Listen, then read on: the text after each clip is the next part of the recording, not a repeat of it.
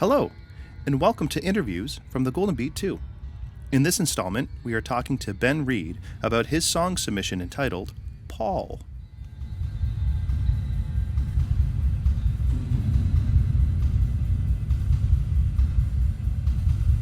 Ben, how's it going? Hey, I'm good. How are you doing? I'm doing pretty good. Cool. We were just having like a quick little chat, like, hey, how's it going? And Yeah, you were that just went telling well. me that you moved to California. Is that true? Yeah. I'm doing the spiral, so I guess I'll go to like Mexico next, and then New Orleans or something, and then Nebraska, and then well, no, that's maybe jumping the gun. Anyway, I'm from near New York originally, so anyway, I'm just doing a whole um yeah spiral of the North American continent, That's but awesome. it's been interesting. Yeah. So, Not a plan or anything. That's just how it turned out. okay. Hey, no, that's wicked. Yeah. Um, but I remember you from when we first did the original Golden Beat back in 2007, and I think Yeah. we were introduced through a mutual friend, Alex Squire. Yeah. So that was I wrote out answers to all these questions. I was just going to read them uh, in a monotone because that's how I would talk anyway. So it's just Yeah. yeah. I might do that. I might do a lot of like, let me see what I wrote there. I've But look, I've yeah. I've I've I've got papers. I got papers. They're Oh, right good. down here. Good. I Okay. got a I'm pencil. glad you I'm gonna yeah. mark stuff off as we go. Oh, cool. So, Oh, cool. But yeah, Alex is chill. so how long have you Anyway. been in California for now? Sorry. Um, yeah, yeah. If I do too much counting, this is really gonna go over time. But I think like 7 years. 7 years. Okay, that's cool. Yeah, And you said you're in Joshua Tree in California? yeah. I'm in Joshua Tree. I'm tutoring SAT prep from home and trying to assemble a little studio um, that is not bothering the neighbors because there's not too many of them. So that's cool. Yeah. So, So okay, so yeah. go on. I don't know. Lots of weird accidents and relationship stuff that kind of led here, and I just kind of went along with it. But it's working out. So That's yeah, beautiful, man. Just yeah. just following the ride along, right? That's Oh amazing. yeah. So just real quickly, what instruments do you play? Um, I wrote whatever I can get my hands on, but I will always love the sound of a guitar through light overdrive. Nice. And but yeah, I've played there's drums in here and stuff. So Nice. yeah.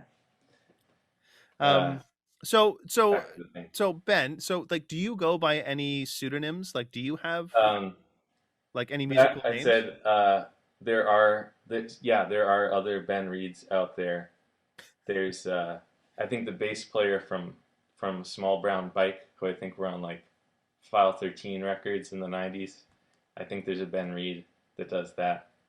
Okay. So I should do more to distinguish myself from him and others. But I did have a band in Toronto called the Polarizer Pulverizers, and I think that was the one I still like the best. That's But a I don't know solid if name. yeah, thank you. I don't know if I can still use it, so I'm in the process of coming up with another one. But benreed.bandcamp.com has most stuff I do under different names. So what like do you remember when you first started to make music? Like, do you remember like where you were, how old you were, like what was going on? Yeah, so uh, I my parents were old, so I liked they I had a lot of classical music around and the Beatles and like it didn't I played like violin in school and I was pretty good, but I didn't like the instrument at all. Um, so uh, what did I say? Around the year 2000, so this was like at end of middle school for me to help place myself age wise. Um, I had a concept for a band called Nocturnal Mucus Envelope or Envelope. I don't know. And that was it didn't really ever exist. It sort of ended up existing as like an acoustic guitar based trio for a few months near the end of high school. Um, and we kind of just, hung out and made up funny songs on the spot and like taped them with like a really shitty boombox. So there was I think we didn't really dream of like going past that necessarily. It was Yeah. just like the we just documented what we were doing. I Yeah. don't know, just hanging out or whatever. Those are special times. Like those Yeah, are yeah, and I have all these tapes that need to get transferred or something. like that whole concept, you know, I remember like recording with friends or being around people who were recording at that same like age, in Yeah, like that same time frame. And there was just like it's so new at that time to who you are yeah, as a person. And it's just I just think it's a really special time frame for a person to be doing something like that. And it's just yeah. It was a weird thing, especially that thing where you first hear your own voice on tape. I just have a hard time here. I hear like all the weird stuff in my own Yeah, voice. yeah. You know what I mean? And it's just, it's just what it is. Whatever. Maybe one day I'll get over it. Maybe I'll never. Who knows, right? Hmm. Right, and you don't hear the bass frequencies that are in your skull and all that stuff. Yeah, Yeah, exactly, right? there's So, reasons for it. Yeah, yeah, yeah. So I was really into comedy rock, and then puberty really hit, and then that was like right around when Tenacious D came out, and they were like all acoustic guitars. So that was all the more like, um, oh, this is like what we're doing already, like me and my friends. oh, okay. Um, and then that helped me move on to like Ween and but also like Sebadoh and stuff like that. Yeah. So Oh, that's uh, interesting. So, sorry. yeah, So it was like it was Tenacious D, and that moved you to, and you're saying that moved you into Ween and then Sebadoh. yeah, it was all around the same time. I don't know if it can like there So was like, so yeah, okay. So hold on a sec. So you know, Ween definitely has elements of comedy in their music, right? yeah, right. I'm not sure I would think that Sebadoh really does, but maybe in some Well, way. it was all that part of like uh, you're just kind of presenting the raw, broken, earnest version of whatever. So I don't think that's too different from like Ween. I think it helps to put Ween like in between those steps Oh, that's for interesting. people Yeah. because Ween has like pretty earnest stuff like Baby Bitch or Birthday Boy or something. Yeah. Even for the early years. So And okay, the so that's interesting. So what? So put Ween and Sebadoh aside just for a sec. yeah, Tenacious D. I'm just trying to think. mhm, Like they were like, were they one of the first like comedy acts of that? Like I know there were tons of comedy yeah, acts before then that used music and they yeah. fused music and comedy together, right? I think of like the Smothers Brothers, right? Well, Or yeah. You like mean like Tenacious D were more like meta about it, or yeah, right. And then there's like there's Flight of the Concords, right? yeah, And yeah. like Tenacious D was the last one that I could appreciate in any way. But as other people pointed out, they were basically just the same as Bare Naked Ladies, and that made sense to me too because I love the Bare Naked Ladies at that age, so yeah, it I mean wasn't like it wasn't a huge stretch. yeah, I mean I'll still put Gordon on sometimes, and I'll have Yeah, some sure. laughs, but like there are some touching songs on that album, you know, Yeah, and yeah. it's they Uh, they were great. I think so. Yeah. Yeah, those are catchy songs. Um, If you know how to write a song, right? Definitely, yeah, Yeah. and you know, I mean that's a thing that I'm kind of more missing nowadays is this sort of like yearning power pop side of like '90s alt rock that I don't think you're allowed to like enjoy in earnest anymore. But I find myself like really needing to, you know, if I'm at karaoke or something, I need like a Gin Blossoms song or something. I don't know. Nice. Okay, right I on. think that's good stuff. I think it's underrated. But Okay, so um, why did you choose okay, to do a Golden Beat song? right. So we brought up Alex Squire, and I think word got around to me from him about the premise, the Golden Beat premise. I think that was, I guess that was 2007 or maybe end of 2006. Hmm. It's such a great idea that I can see it like it's one of those ideas of like all the ideas where you're like, well, this one we can like commit to and like actually execute it and stuff. Yeah. Um, yeah, that's really cool. And I just I think the way I work, I like having a system to kind of limit my ideas because Yes. I don't know, it's just more easier. Well, You know, and working to a deadline and all that kind of thing is easier yeah, than just I think working make to a something deadline good is. now. I think working Yeah, to a deadline is it can be super helpful, but also being limited to like a box that yeah, constrains yeah. you. Um, I think it helps. It helps to foster those ideas, right?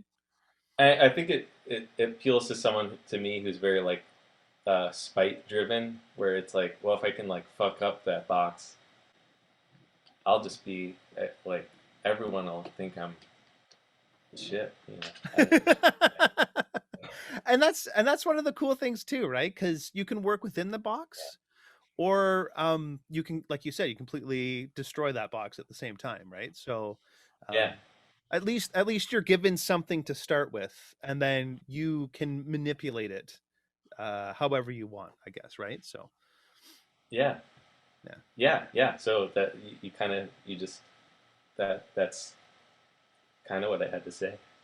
So Um, thank you hey, no, very much. no, thank you, thank you. Uh, So where did the inspiration for your song come from? yeah, it was you know when you're in quarantine, you have like fewer people to bounce ideas off of and like make sure that they're sane first, and so Right. you just kind of do, you know, there's less checks on your where your creativity is going and things like that. So yeah, looking back on it, I'm kind of like, what the heck is that about? But no, there was stuff that I think I started listening to all these like Joe Frank monologues. Joe Frank did a late, like really late night, I guess, radio show out of LA for many years. He just has all these monologues that are just about um, really dark things. So I was kind of influenced by that because I was trying to mimic the style I'd come up with for the first couple Golden Beat ideas. So I was like, well, what am I gonna do this time? And I figured it needed to be more like urgent and like anxious and manic. So that was sort of uh, what inspired this sort of monologue that goes over the thing. And then the music, I was getting really back into the band Unwound, so I was trying to do some of that too. Okay, so Yeah, let's just get right into talking about Paul. Like I think you kind of just started that conversation because like really Paul as a song is, to me, just sounds like a stream of consciousness. Tell us, was it a stream of consciousness? Like, did you actually write some basically. stuff down? Like, how did that manifest? Um, it just well, my friend Dan Soto, who I've been making music with forever, can do that. He can just like gab about like anything, and it just goes to anywhere in the galaxy for like a whole phone call. Like you can barely fit in a word edgewise. Yeah. So um, so I was trying to sort of imitate that, but I'm not that good at improvising. So I will confess I wrote most of it down. But Okay. yeah, Because it sounds like, honestly, it sounds like you just like hit record and just went for it. Right, right. I was trying to cram everything into like I was hoping I should have done it like faster. I still think I wanted it to sound more like the disclaimer for like a pharmaceutical ad or something like like that where it's literally like every moment between a word has been clipped out. Yes. Maybe I'll do that. Maybe I'll do that. Let's just get into the beginning of the song for a second. So Okay. the song, like, because it starts off and it's like kind of quiet, right? And Hmm. it sounds like Oh there's like yeah. a right. It sounds like there's like a piano, or you're hitting the strings either above the nut on a guitar or like below Uh, the bridge, and there's a lot of reverb going on. Like, what's happening there? yeah. I still have to figure out how mixing works and all that kind of stuff.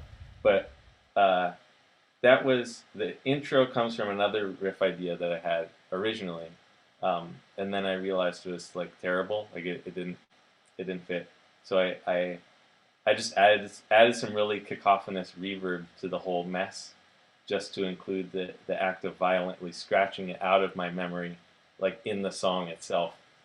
Um, so that's Okay. what that intro is. It's just like erasing a bad idea. And I figured, okay, well that uses up 30 seconds of the drum part that I don't have to worry about later. So, Yeah, because but that yeah that's I think it sets a tone as well. I like songs that just start right at the thing, but I also like songs that uh, kind of do that, like or take some time to establish a different kind of context that you're going to be in for the course of the song. And I'm not really one to include the intros most of the time, hmm, so it felt cool to like.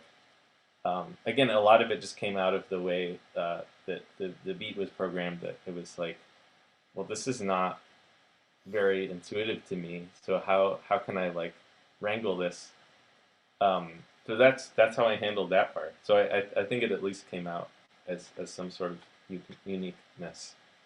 it's super unique, and it's funny because it's quite a juxtaposition to the rest of the song. And Hmm. but at the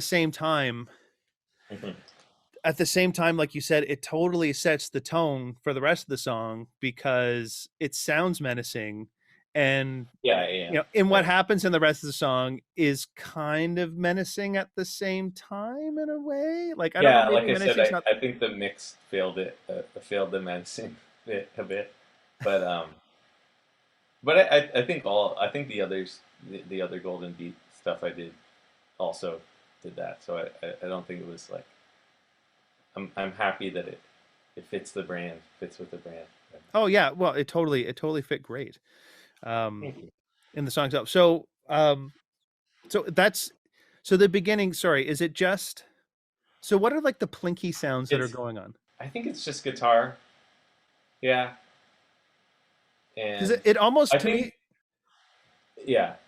to me it almost sounds like a prepared piano in a way with just a bunch Oh, of cool. reverb on it. Yeah, yeah. No, I'm into avant-garde music and stuff, and Yeah. I think I don't know. I like new age music, and I've done a bit of that.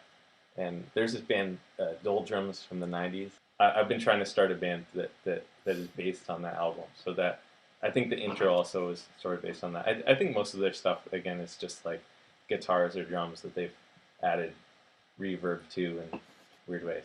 So it's the story's less interesting than the sound is, and that's pretty much how music tends to go. You know.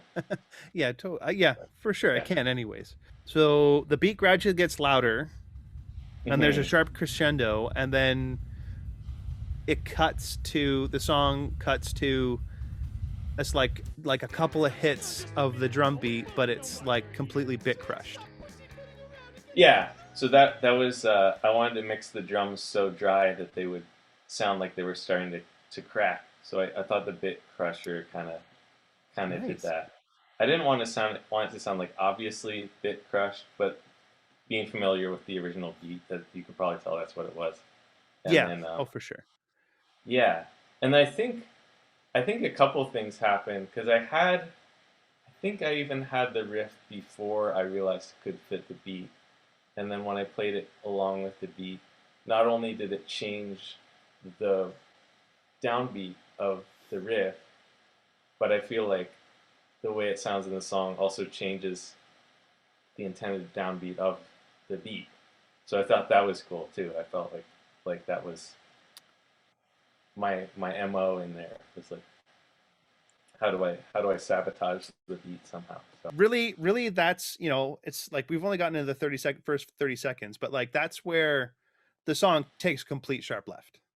mm-hmm. And we're introduced to the whole concept of the song like then and there, right? And it sounds to me like the arrangement is it maybe two or three guitars and a bass guitar? Is that Yeah, that's and then voice, right? you might be more familiar with the structure of it than I am right now, but yeah, It's been a while, right? yeah, yeah. There's I think there's two. Yeah, there's two guitars. There's kind of a rhythm part, and then there's a more kind of chimey part over that, and then Yes. there's the bass that's definitely kind of like woven into the rhythm guitar Yeah. that I enjoy, and then yeah, um, yeah. Well, so the structure of the beat in my mind seemed like I wasn't sure how to have a um, like one coherent song that like fit all the parts. So it does become kind of a suite, I think, of like three parts. Just speaking with you now, listening to your voice, um, how did you come to choose to sing in such? I don't know if you would call it a falsetto, but like Oh, it's yeah. definitely like higher pitched than this conversation we're having right now. Is that like a character choice for the narrator, or Yeah, definitely, definitely. I usually try to sing the songs in character. yeah. Yeah, I just thought the voice needed to be this kind of strident tone just to make it all the more like um, what do you call it? Um, just kind of unsettling somehow. Okay, so that is who the narrator is. Like the narrator of the song who's singing, who is this higher pitched voice, is very unsettling to listen to. Yeah, I think most people have an experience of like being uh, uh, uh, just in a you know if you get in an argument or something and you are kind of the guilty party and you're just receiving this barrage of shame. I think that was the character. So That's wait, all. so okay, Yeah, hold on. So yeah. Paul is the one receiving the barrage, right? No, no, no, no. Paul's definitely. Oh, yeah. Sorry, Paul would. Yeah, yeah. Because Paul's not the the Because yeah, the because the narrator, narrator of doesn't get course. a Yeah. name, right? The narrator is just Right. talking the whole Right. time, right? And Yeah. Yeah. You got it. Paul for some reason is just receiving like Yeah. all of this. Yeah. It's like the narrator's known Paul for so long. It's just like, you know what, Right. Paul, I've had enough. Here, Yeah. this is what I got to Yeah. say. Yeah. Exactly. So the narrator's berating Paul for whatever it is. We kind of learn a little bit of what Paul has done or manifested inside the narrator's head as he goes on. But Yeah. at the beginning, why does Paul want to stab the cat? Oh, you heard that part. Uh, right. Because sometimes the cat stabs back. That's right. Sometimes the cat That stabs was back. that was the part that inspired the whole song. Honestly, I don't know. I don't know where that came from. Was Uh, it the line sometimes the cat stabs back? yeah, that was in there. Okay. Yeah, I've I definitely think been I stabbed think by that a was one cat. of the first lines. Okay. So like okay, so Paul is being provoked to stab this cat, and sometimes the cat stabs back. But then Yeah. the narrator goes on to ask Paul or to tell Paul that he's wasting his existence. So how is Paul Yeah. wasting Yeah. his There's a lot of existence at this point in time? Um, oh my God, I wasn't ready for this. I um, Paul's definitely guilty of something. Okay, Um, okay, so Paul's definitely guilty yeah, of something. Okay. Paul should not be forgiven. Yeah, I think that's important. So Yeah, there is no forgiveness for Paul. not yet. No, Paul has a lot of like work to do to get back to square one with the narrator. Yeah, he does. He does. And the narrator is definitely not letting him forget that, right? Hmm. As Yeah, cuz and like I don't have like everything written down, but and there's def somehow Paul is patient enough to like you know be present for this whole tirade. So right? That's a yeah, solid point. Yeah, yeah, like Paul hasn't like yeah, left the room. The narrator never says, "Come back, Paul. Why are you leaving?" Like he's yeah, just constantly just talking to Paul. So maybe Paul feels yeah. a little bit guilty. Maybe he needs this talking down too. Right, yeah, yeah, Okay, okay. So yeah. that leads me to my next question. Um, Uh, do you think Paul will survive when he gets hit by the train of his existential uh, universal reckoning? um, Like despite what the yeah, narrator yeah. says in the end, I'm not. like do I you think think there's an optimism there. Yeah, there's a little bit of optimism for Paul at some yeah, point? Like sure. he will Yeah, he'll find a way out of his what are some of the other words in there? His corporate sort of hellhole, I guess. I think yeah. of some of the things that were in there, and like he'll find a way to love again. I think the threat wouldn't be there if there weren't some hope for Paul. Because like you just said, because by the end of the song, we find out that Did you? just before actually it's just before the end of the song, the narrator finally just says to Paul, like, Paul, you disgust me Okay, you heard completely, that. Yeah, completely and emphatically, yeah, right? And like you yeah, can't like that's just like that's like just laid it down right, like emphatically, you yeah, disgust me, right? yeah. How do Okay, you wait? I wasn't sure you could make that out. Yeah. How do you think Paul feels about that? It needed like a climax. There's like a big crash there. I don't know. How does Paul feel? Not very good, you know. Yeah, I don't know. I don't know if Paul is deserving of that, but of course that's why the regret sets in the end for the narrator. For the narrator, right? Because yeah, because like that kind of makes a bit of Went a sense. little too Because far. yeah, sometimes I think people can like maybe people build things up so much and it just kind of like comes out all of a sudden, right? So maybe the Yeah, narrator, yeah, like Paul sounds like Paul's in the wrong, but like the narrator, maybe you could have let this out over time as opposed to like bottling it up over like a period and just to have it like yeah, explode like all of a sudden, right? yeah, yeah. No, that's a good point, and I'll that'll that'll have to factor into the sequel somehow. So, Nice. yeah, Because then as we get to the very end of the song, it's like I guess after the explosion the narrator kind of comes back, he kind of backpedals on everything yeah, he said up to this yeah. point, right? And sort Yeah, of I don't want to describe gender roles to anyone in this, including oh sorry, Paul. yeah, But no, for sure. So yeah, the narrator themselves yeah, just um sort of backpedals on everything that the narrator's been saying the whole time, and yeah. backpedals on some of the anger.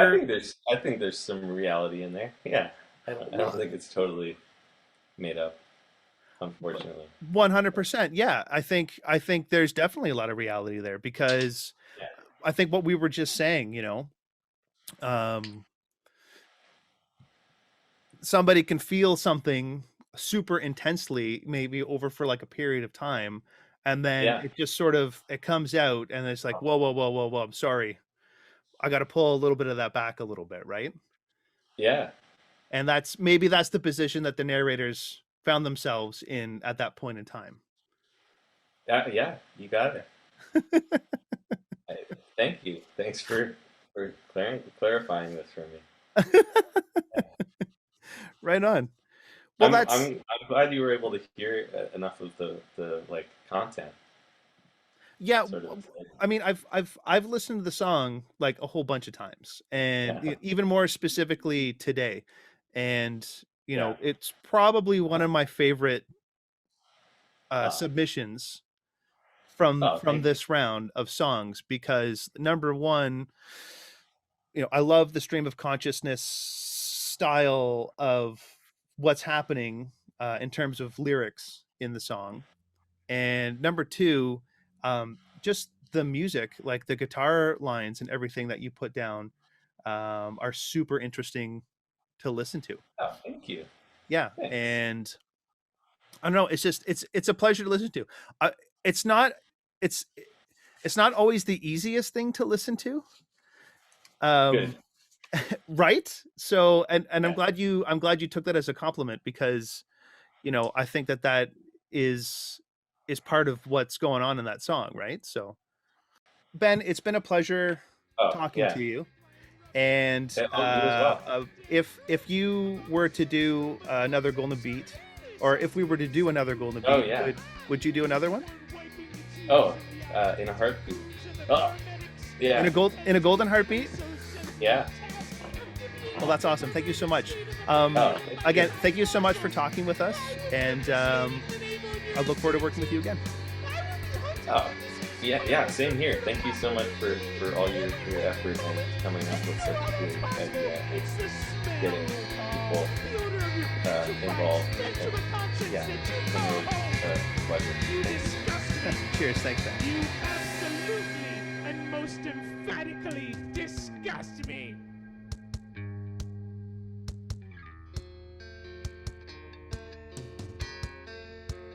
I hope you understand that I love you, Paul. I don't always express myself the way I'd like to, but believe you me, I'm just crazy about you. You're the world to me, and I couldn't bear to lose you. I just want you to get some help, is all.